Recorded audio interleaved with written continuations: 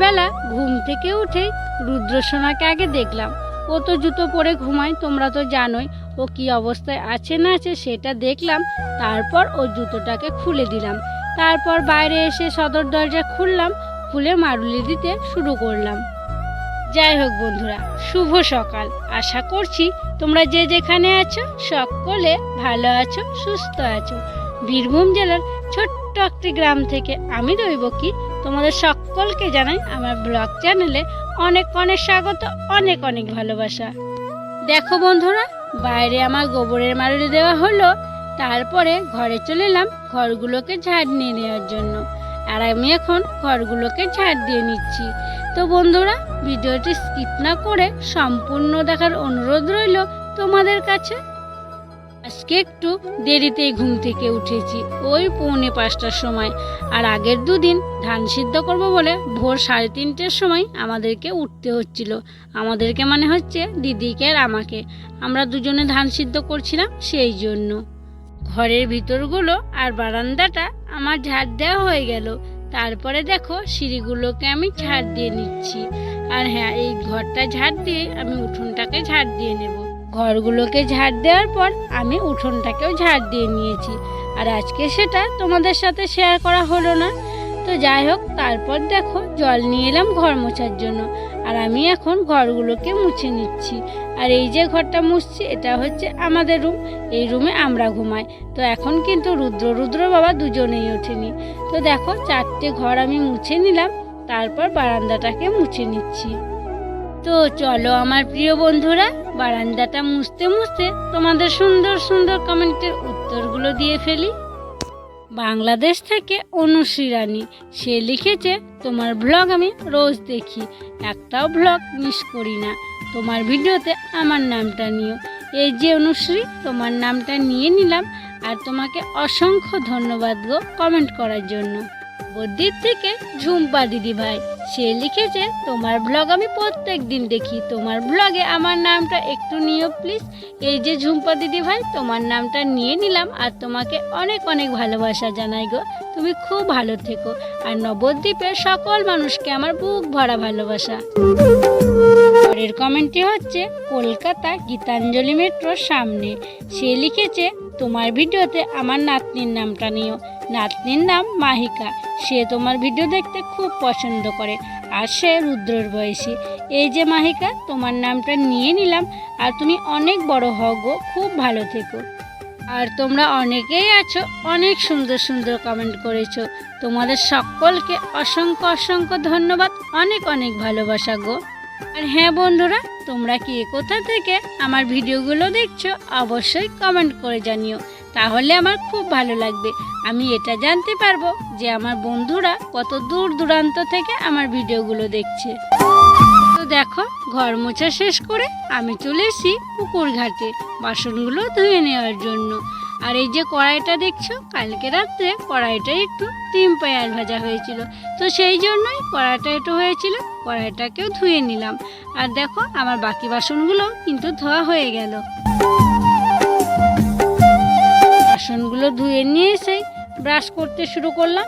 আর আজকে ব্রাশ করতে করতেই মুরগি দুটোকে ছেড়ে দিচ্ছি। ব্রাশ করতে করতে গেলাম, তারপর 1 বালতি জল নিয়ে এলাম আর মুখটা ধুয়ে এলাম। তারপর দেখো, কয়েকটা মটর ছিল, সেটাকে কালকে রাত্রে ভেজাতে দিয়েছিলাম। আর সেটাই আমি এখন সিদ্ধ করতে দিচ্ছি। প্রেসার কুকারে 2টো সিটি মেরে নেব, তাহলেই সিদ্ধ হয়ে যাবে। তো দেখো, মটরটা আমার সিদ্ধ হয়ে গেছে। মটর সিদ্ধটা আমি নামিয়ে নিয়েছি। তারপর আমি এখন মটর সিদ্ধটাকে তেলে দেব, দিয়ে ঘুগনি বানাবো।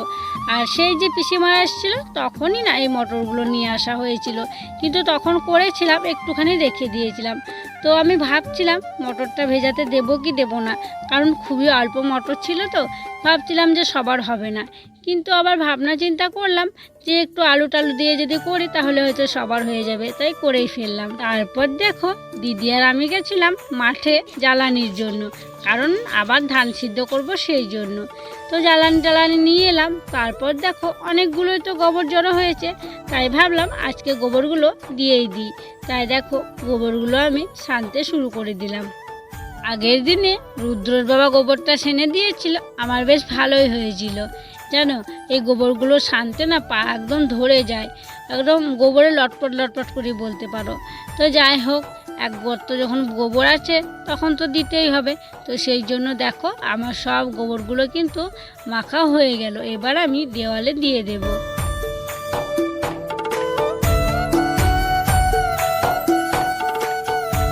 রুদ্র বাবা বাড়িতে নেই, রুদ্র বাবাকে একটু হাটে পাঠালাম, কারণ বাড়িতে সেরকম কোনো সবজিপাতি নেই জানো তো, আর আলুটা নেই, আর রোজকার তরকারিতে তো আলুটা লাগে।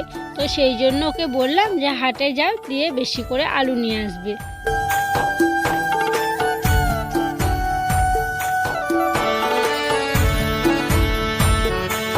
তো দেখো গোবরগুলো দেওয়া হয়ে গেল। তারপরে আমি কলতলাতে এক হাঁড়ি জল ধরে রেখেছিলাম স্নান করার জন্য, সেই জলটাকেই পুকুর ঘাটে নিয়ে এলাম।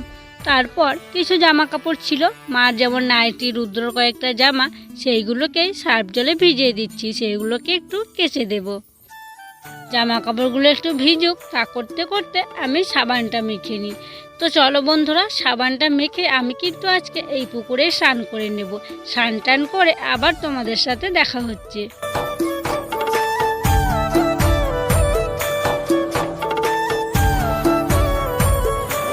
স্নান করে এসে ঠাকুর সেবা দিলাম। তারপর দেখো মুড়ি খাওয়ার জন্য ঘুগনিটা নিয়ে নিচ্ছি, আর সবার খাওয়া হয়ে গেছে, শুধু আমি বাকি আছি। দেখো বন্ধুরা, মুড়িটা খেয়ে সবজিপাতিগুলো সব কেটে নিলাম, আর এই যে খোসাগুলো এখন লালিকে দেবো।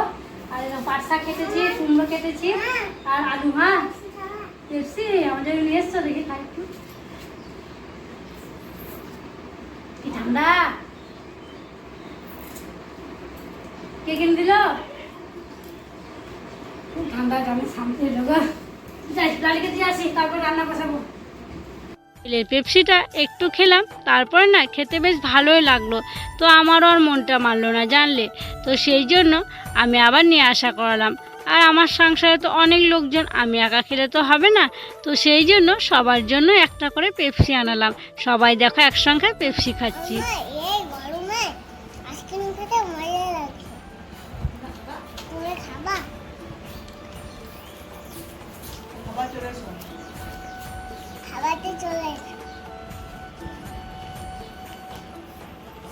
পেপসিটা খেলাম, তারপর দেখো রান্না বসিয়ে দিয়েছি।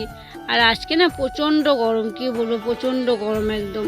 তো তাড়াতাড়ি রান্নাটা করে নেওয়ার চেষ্টা করছি। একদিকে ভাতটা হচ্ছে, আর একদিকে কুমড়োর ঝালটা বসিয়ে দিয়েছি। রান্না বান্না সেরে নিয়েছি, মাজা ঘষা হয়ে গেছে। তারপর দেখো সেই যে জ্বালানিগুলো মাঠ থেকে নিয়ে এলাম সকালবেলা, সেগুলো উঠোনে মেলা ছিল, সেগুলো জড়ো করে নিচ্ছি। আর দিদি উঠোনটাকে ঝাড় দিয়ে নিচ্ছে। তারপর দেখো এখন আমরা খাওয়া দাওয়া করে নিচ্ছি। আর জানো আজকেও আমাদের খাওয়া দাওয়া করতে অনেকটাই বেলা হয়ে গেছে, কিন্তু বাবা মাকে আর রুদ্রকে ভাগ্নিকে আগেই খাইয়ে দিয়েছি। তারপর এখন আমরা খাচ্ছি। আর আমাদের কেন দেরি হলো বলো তো? সেই যে ধানগুলো সিদ্ধ করেছিলাম, সেই ধানগুলো ছাদে মেলা ছিল, তো সেই ধানগুলো না শুকিয়ে গেছে, সেই জন্য বস্তায় ভরে রাখা হলো। তারপর খাওয়া দাওয়া করছি। দেখো আমাদের খাওয়া হয়ে গেল, আর এঁঠো বাসনগুলো নিয়ে চলে এলাম পুকুর ঘাটে মেজে নেওয়ার জন্য। আর আমরা তিনজনেই খেলাম, তো বেশি বাসন নেই। বাবা মাদের খাওয়া বাসনগুলো আগেই আমি ধুয়ে নিয়েছি। তো চলো এখন বাসনগুলো মেজে নিই, তারপর ধুয়ে নেব। হ্যাঁ বন্ধুরা, আজকে তোমাদেরকে তো বলাই হয়নি যে কি কি রান্না করেছিলাম। আজকে রান্না করেছিলাম পাটের শাক আর কুমড়োর ঝাল, আর করেছিলাম একটা আলু দিয়ে মাছ দিয়ে আর কি একটা ঝোল তরকারি করেছিলাম। এই হচ্ছে আজকের মেনু। তো চলো বাসনগুলো আমার ধোয়া হয়ে গেল, আর বাসনগুলো ধুয়ে রুদ্রসোনাকে ঘুম পাড়িয়ে দেব। দেখো রুদ্রসোনাকে ঘুম পাড়িয়েই আমরা ননদ ভাজের কাজে লেগে পড়লাম। আর এই যে দেখো বিকেলবেলা আজকে ধান সিদ্ধ করছি, আর এই ধানগুলো ভাতের চাল হবে। আর ভাতের চাল করার জন্য আগে ধানটাকে ভাপিয়ে নিচ্ছি, তারপর কালকে সিদ্ধ করে নেব। দিদিকে সব কিছু ঠিকঠাক করে দিলাম। দিদি বসে বসে উনুনে জাল দিচ্ছে আর ধান সিদ্ধ করছে। আর আমি এদিকে ঘরে এসে শাশুড়ি মাকে ঘুম থেকে ওঠালাম। তারপর দেখো শাশুড়ি মায়ের চুলটাকে আঁচড়ে দিচ্ছি। মায়ের চুলটা আঁচড়ে দেব, তারপর মাকে সিঁদুর পরিয়ে দেব। তারপর তো যে ধানগুলো দিদি সিদ্ধ করছে সেই ধানগুলোই তো জল দিতে হবে। তো সেই জন্য ওই যে ধান সিদ্ধ হচ্ছে ওই ধানগুলো পাতনায় রাখবো, তারপর পাতনাতে আবার জল দিতে হবে। অনেক কাজ আছে গো বন্ধুরা, অনেক কাজ, কি বলবো। তো চলো মায়ের চুলটা আঁচড়ে দিয়ে কাজগুলো সেরে নিই।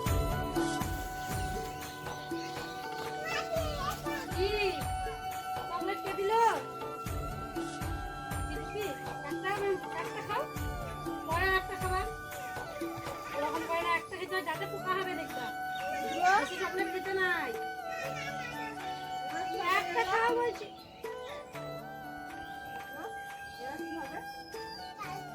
এই দেখ দেখ বলেই দিলি, দেখ চাল হয়তো আলুটা লেগে যাবে,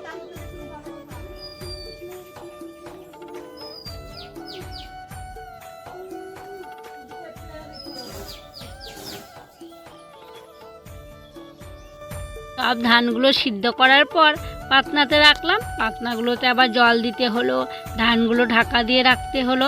তারপর তো খুব গরম লেগেছিল, একটু গা ধুয়ে নিলাম জানলে। তারপর কাপড় চোপড় ছাড়লাম, ছেড়ে একটু ফ্যানের হাওয়া এসে বসলাম। আর এই যে আমার স্ট্যান্ডটা না ভেঙে গেছে, তো এটাকে এখন ঠিক করার চেষ্টা করছি।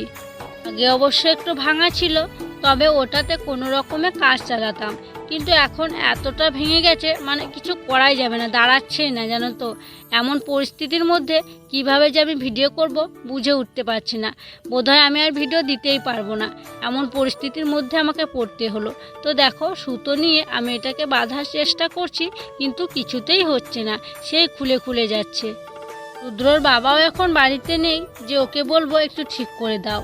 আর এই স্ট্যান্ডটা নিয়ে কখন থেকে আমি পড়ে আছি জানো। রুদ্রসোনাকে আজকে পড়ানো হলো না, এটার জন্য আমি খুব আপ্রাণ চেষ্টা করছি এটাকে ঠিক করার জন্য। এটা যদি ঠিক না হয় আমি তো ভিডিও দিতেই পারবো না তোমাদেরকে, তাই না বলো। যাই হোক বন্ধুরা, এটাকে আমি এখন ঠিক করার চেষ্টা করি। আর চলো আজকের ব্লগটা বড় করছি না, এখানেই শেষ করছি। তোমরা সকলে ভালো থেকো, সুস্থ থেকো। আর যারা নতুন বন্ধু হয়ে আমার এই ভিডিওটি দেখছো তাদেরকে আমার পাশে থাকার জন্য অনুরোধ করছি। আর যারা পুরনো বন্ধু হয়ে আমার পাশে আছো তাদেরকে আমার অসংখ্য অসংখ্য ধন্যবাদ, অনেক অনেক ভালোবাসা গো।